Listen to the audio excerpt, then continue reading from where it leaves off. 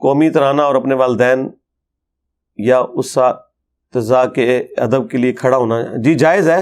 یہ جو لوگ ناجائز کہہ رہے ہیں وہ ان لوگوں کے اپنے ایک جذباتی دنیا ہے, ان کو مبارک ہو.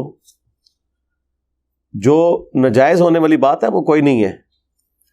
وہ جو حدیث شریف ہے وہ بالکل ڈیفرنٹ کانٹیکسٹ میں ہے, جو جامع ترمذی میں ہے کہ جس شخص کی یہ خواہش ہو کہ لوگ اس کے استقبال میں کھڑے ہو جائیں وہ اپنا مقام جہنم میں دیکھ لے. ٹھیک ہے, یہ حدیث ہی بتا رہی ہے کہ جس شخص کے لیے لوگ کھڑے ہو رہے ہیں نا, یہ اس سے متعلق حدیث ہے, نہ کہ کھڑے ہونے والوں سے متعلق.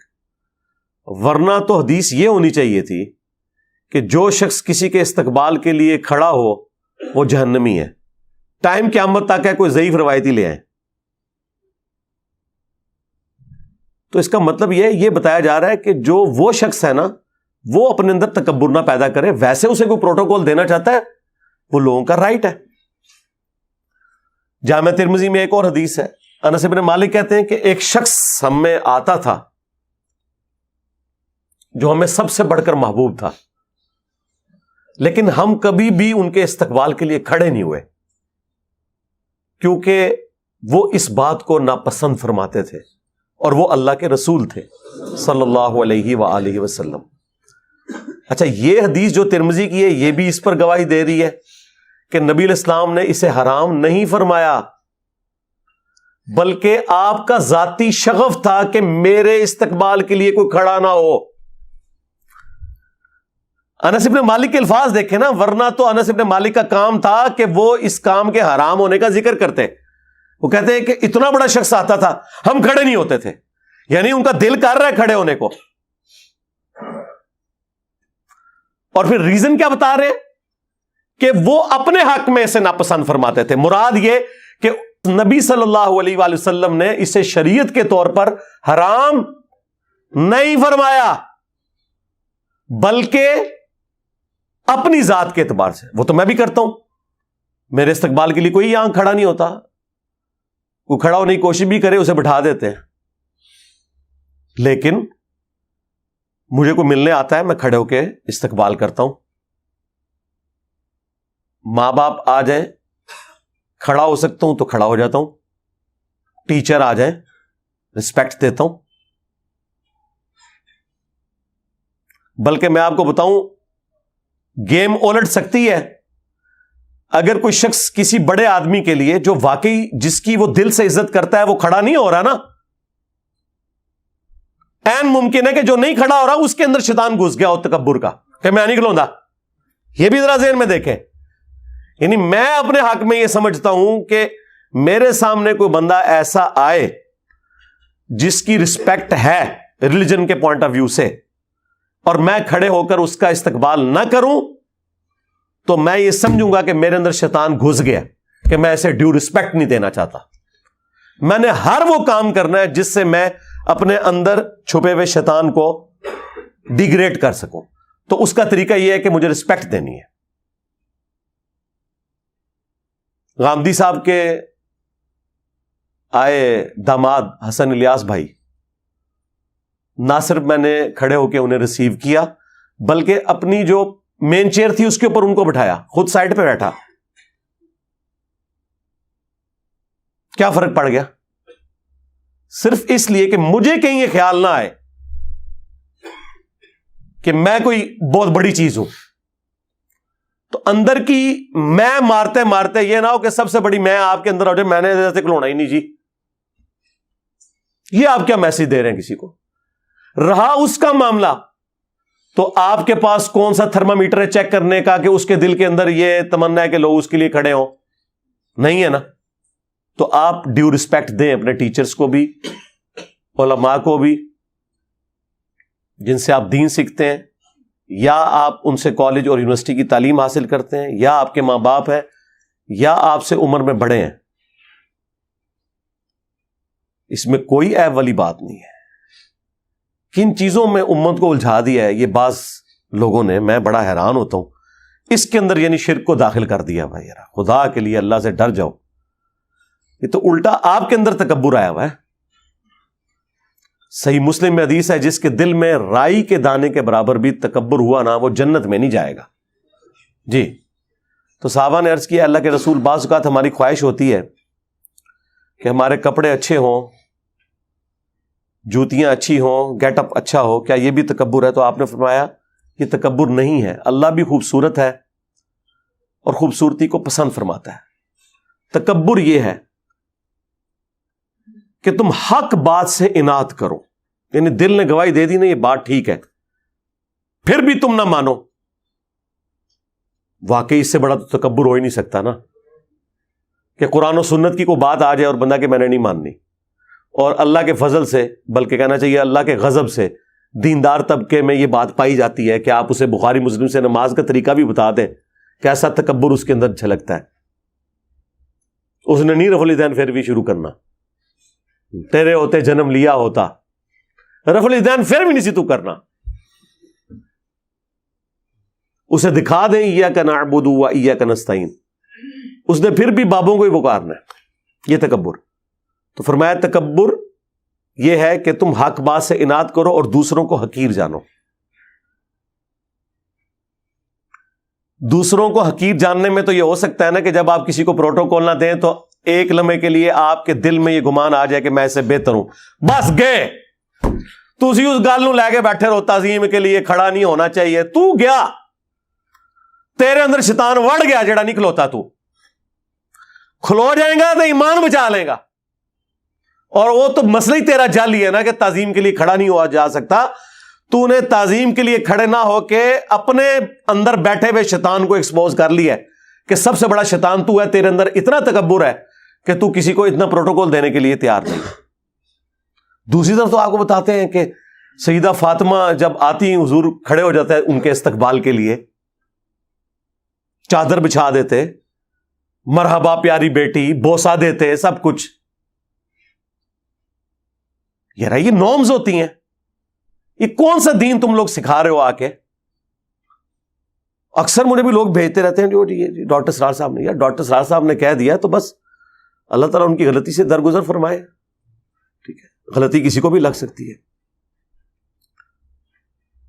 بخاری مسلم دونوں میں حدیث ہے, سعد ابن معاذ رضی اللہ تعالیٰ عنہ اوس کے سردار تھے. یہ دو ڈومیننٹ بندے ہیں سعد نام کے, انصار مدینہ میں سے, سعد ابن معاذ اور سعد ابن عبادہ.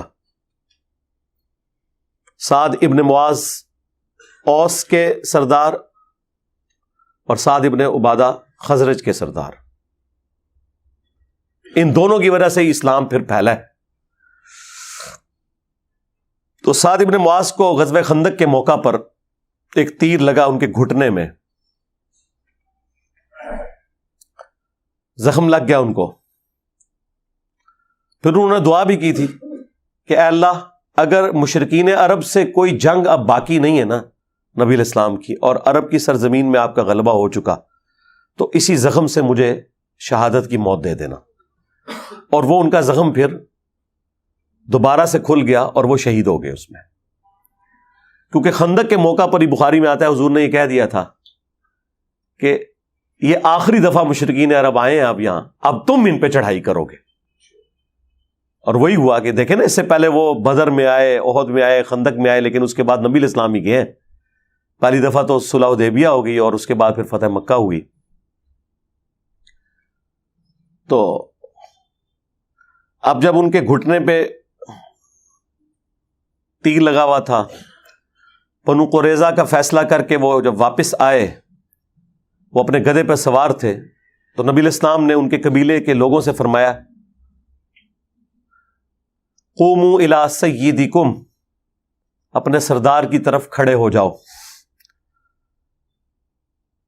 تو وہ کہتے ہیں کہ جی اس سے مراد کو استقبال کے لیے کھڑا ہونا نہیں تھا, وہ اس لیے تھا کہ تاکہ انہیں زخمی حالت میں گدھے سے نیچے اتارا جاتا, ورنہ نبی علیہ السلام کہتے قوموا لسیدکم, اپنے سردار کے لیے کھڑے ہو جاؤ. یہ تو تھا اپنے سردار کی طرف کھڑے ہو جاؤ.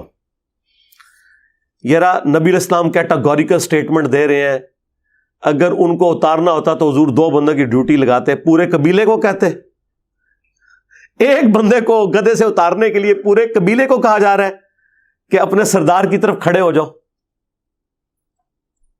ایک پروٹوکول کے لیے اتارنا بھی مقصود تھا, لیکن ایک پروٹوکول دینا بھی رہا. خود نبی علیہ السلام, میں نے آپ کو پہلے بتایا, آپ کی اپنی ذاتی پسند ناپسند اپنی جگہ, لیکن نبی علیہ السلام نے کبھی اس طرح کے معاملات امت کے اوپر امپوز نہیں کیے جو آپ کی ذاتی شخصیت سے متعلق ہوتے تھے. یہ 2 الگ چیزیں. تو یہ حدیث واضح ثبوت ہے. پھر قرآن میں بھی آیا کہ اپنے کندھے عاجزی کے ساتھ جھکا کے رکھو اپنے ماں باپ کے سامنے, یعنی اکڑ کے نہیں رہنا. حد رکوع اگر نہ جھکا جائے تو آپ اپنا سر بھی یوں جھکا سکتے ہیں, ٹو باؤ ڈاؤن کسی کے سامنے رسپیکٹ کے طور پر. ایک آپ کے والد یا والدہ آئی ہیں, انہوں نے آپ کے سر پہ ہاتھ پھیرنا ہے, تو آپ یوں ایسے ہو سکتے ہیں, جھک سکتے ہیں ان کے سامنے. اس میں کیا مسئلہ ہے؟ ہاتھ بھی چوم سکتے ہیں, لیکن اس میں آپ نے حد رکوع پھر بھی نہیں جھکنا. ہاتھ آپ اٹھائیں اور چومیں, اتنا جھک لیں کہ آپ کے ہاتھ گھٹنوں تک نہ جائیں, یعنی حد رکوع نہ ہو. میں نے غامدی صاحب کے ہاتھ چومے تھے, وہ لوگوں نے بڑی نیچے, علماء نے بھی اعتراض کرنے شروع کر دیے, دیکھو جی ہمارے علماء کی تو رسپیکٹ نہیں کرتا, اور ادھر دیکھو یہ کر رہا ہے. یہ رہا آپ کے بھی علماء کے اس وقت بھی چومتے رہے, اب بھی چومتے ہیں اللہ کے فضل سے. اگر چومنے سے آپ لوگ خوش ہوتے ہیں نا, میرے وہ استاد جنہوں نے مجھے بچپن میں قرآن پڑھایا ہوا نا, ابھی بھی کٹر بریلوی مجھ سے نفرت کرتے ہیں, وہ ابھی بھی آتے ہیں, میں ان کے ہاتھ چومتا ہوں اسی طریقے سے. مجھے کیا فرق پڑتا ہے یار, رسپیکٹ اپنی جگہ آپ نے دینی ہے, ٹھیک ہے. جس سے آپ نے کچھ بھی علم حاصل کیا آپ نے اسے ڈیو رسپیکٹ دینی ہے. صحابہ کرام نبی علیہ السلام کے مبارک ہاتھوں کو چومتے تھے, بلکہ وہ ترمذی میں اور ابو داؤد میں تو حدیث ہے, وہ چند یہودی آئے تھے, انہوں نے تو نبی علیہ السلام کے پاؤں مبارک بھی چومے تھے. لیکن یہ پاؤں والا پروٹوکول صرف نبی علیہ السلام کا ہے. ہاں, یہ ذہن میں رکھیے گا, ہم پاؤں چومنے کے کسی کے حق میں بھی قائل نہیں ہے سوائے رسول اللہ صلی اللہ علیہ وآلہ وسلم کے. البتہ ہاتھ چومنا, وہ آپ کسی بھی رسپیکٹیبل پرسنالٹی کے ہاتھ چومیں بغیر رکوع تک جھکے ہوئے, ہاتھوں کو بلند کریں اور چومیں. اس کے ثبوت میں وہ حدیث موجود ہے الادب المفرد کے اندر. امام بخاری نے الگ سے آداب کے اوپر ایک کتاب لکھی ہے الادب المفرد. اس میں وہ لے کے آئیں کہ سلمہ ابن اکوا رضی اللہ تعالیٰ عنہ, جو درجنوں میل تک پیدل دوڑ سکتے تھے, اور نبی علیہ السلام نے کہا تھا کہ ہمارے پیادوں میں سلمہ بن اکوا سے بہتر شخص کوئی نہیں ہے. جس طرح وہ آج کل آپ وہ ریڈ انڈینز کو یا افریقنز کو دیکھتے ہیں نا, تھکتے ہی نہیں ہیں. صحابہ کرام میں سلمہ ابن اکوا تھے, یہ اکیلے بھاگ کے گئے تھے اور نبی علیہ السلام کے اونٹ چھڑوا کے لے آئے تھے. بخاری میں آتا ہے وہ جو چند قبیلے کے لوگوں نے حضور کے وہ اونٹ ہانک کے لے گئے تھے. تو ان کو 2 تابعین ملنے کے لیے آئے. بس گفتگو شروع ہوئی تو سلمہ ابن اکوا نے کہا کہ یہ میرے ہاتھ ہیں جن سے میں نے حضور کے ہاتھوں پر بیعت کی ہوئی ہے. بس یہ بات کرنی تھی نا, وہ تابعین ایک دم کھڑے ہوئے اور انہوں نے ان کے ہاتھوں کو پکڑ کے بوسہ دیا. یہ حدیث الادب المفرد کے اندر موجود ہے. اور اس سے یہ بھی ثابت ہوا کہ سلمہ ابن اکوا نے اپنے دونوں ہاتھوں کا ذکر کیا کہ حضور کے ساتھ انہوں نے اس سے مصافحہ اور بیعت کی, اور دوسرا تابعین نے حضور کی نسبت کی وجہ سے اس صحابی کے ہاتھوں کو چوما کہ یہ وہ ہاتھ ہیں جنہوں نے ہمارے نبی کے ہاتھوں میں ہاتھ دیا ہوا ہے. ویسے تو امام بخاری صحیح بخاری میں بھی لے کے آئے ہیں کہ ابن مسعود کہتے ہیں کہ نبی علیہ السلام نے اپنے دونوں مبارک ہاتھوں میں میرا ہاتھ لے کے مجھے تشہد تعلیم فرمایا تھا, التحیات للہ والصلوات والطیبات. اس پہ امام بخاری نے باب باندھا ہے 2 ہاتھ سے مصافحہ کا مشروع ہونا. امام بخاری نے اسے ثابت کیا ہے کہ نبی الاسلام سے یہ اصلاً ثابت ہو گیا کہ آپ نے ایک صحابی کے ہاتھ کو اپنے دونوں ہاتھوں میں لیا. اب یہ جب ہم اہل حدیث کو بتاتے ہیں کہ یار یہ تو بخاری میں لکھا ہوا ہے، اوپر امام بخاری نے اس سے رزلٹ بھی نکالا ہے، ایون اوپر چیپٹر کی ہیڈنگ میں وہ لے کے بھی آئے ہیں اسلاف کے بارے میں کہ وہ 2 ہاتھ سے مصافحہ کرتے تھے. اب لیکن چونکہ اب انہوں نے ایک ضد بنائی ہوئی ہے، وہ کہتے ہیں یہ امام بخاری کا اپنا فہم ہے، ہم نہیں مانتے.